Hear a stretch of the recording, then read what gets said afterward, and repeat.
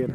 नमस्कार, आपण आहोत उजनीच्या बॅकवॉटरच्या किनाऱ्यावर आदरणीय प्राध्यापक गोपाळ तकीक यांच्या ढोबळी मिरचीच्या प्लॉटमध्ये.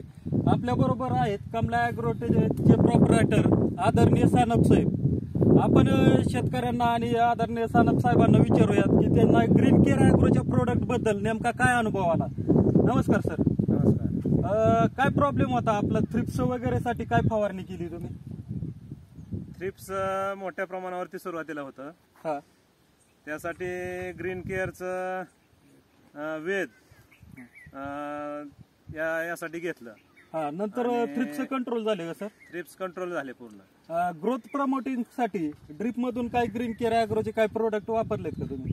हा, आर्थोनेड आणि वेल सेटर ते एक चांगला त्याचा रिझल्ट वाटला. किती एकर क्षेत्र आहे सर हे? 2.5-3 एकर क्षेत्र आहे. आर्थनीड आणि वेल सेटर सोडल्यानंतर पिकाच्या वाढीमध्ये ग्रीनरी मध्ये काय फरक जाणवला का तुम्हाला? भरपूर फरक वाटला.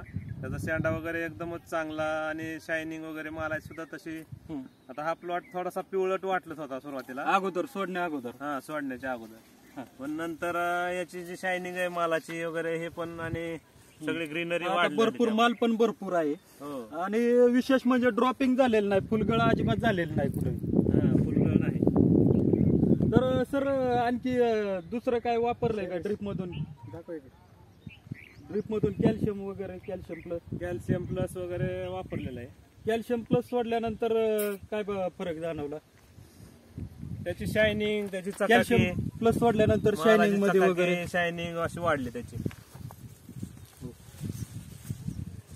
भरपूर माल लागलेला आहे, कुठेही फुलगळ झालेली आपल्याला अजिबात दिसत नाही. माल भरपूर आहे. मालच काय. ओके, धन्यवाद साहेब. धन्यवाद. बंद कर.